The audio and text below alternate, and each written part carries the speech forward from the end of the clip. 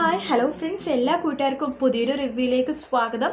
അങ്ങനെ പ്രകാശൻ വളരെ വിഷമത്തോടു കൂടി ഹോസ്പിറ്റലിൽ കിടക്കുകയാണ്. പൈസയുടെ കാര്യങ്ങൾ ഒന്നും തന്നെ റെഡി ആയിട്ടില്ല. അതേസമയം കോടതിയിൽ എന്താ നടന്നതെന്ന് അറിയാണ്ട് നമ്മുടെ ഷാരിയും സരിയും കൂടി ആകെ ബുദ്ധിമുട്ടിയിരിക്കുകയാണ്. ആ സമയത്താണ് ഷാരിയും സരിയും അറിയണത് ഇപ്പോൾ കോടതിയിൽ വിക്രം തോറ്റു, കല്യാണി ജയിച്ചു എന്നുള്ള സത്യം.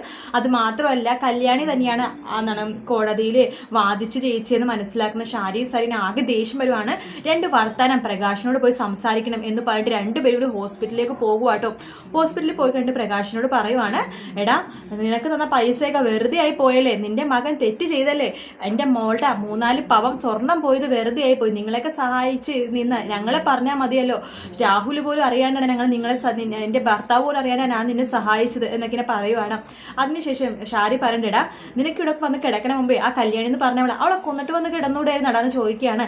പ്രകാശനാകെ ദേഷ്യം വന്നിരിക്കാട്ടോ. അങ്ങനെ കല്യാണിനെ അങ്ങനെ ചെയ്യാൻ പാടില്ല ഇങ്ങനെ ചെയ്യാൻ പാടില്ലെന്നൊക്കെ പറഞ്ഞുകൊണ്ടിരിക്കുകയാണ്. പ്രകാശം പെടുത്ത് പൊട്ടിത്തെറിക്കുകയാണ്.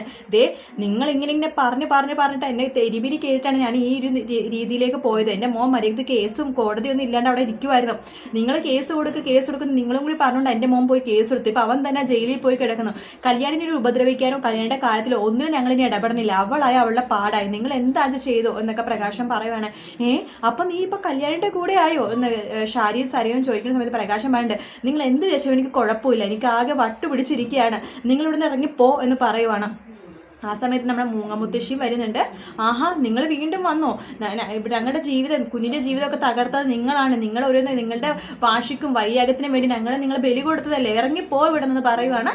അങ്ങനെ സരയും ഷാരിയുടെ നാണം കിട്ടി അവിടെ നിന്ന് ഇറങ്ങി പോവാട്ടോ. എന്തായാലും അവർ പ്രകാശനം വന്ന് കാണാൻ പോകുന്ന ഭാഗങ്ങൾ നമുക്ക് നാളെയോ മറ്റന്നാളെയോ ആയിട്ട് കാണാൻ പറ്റും.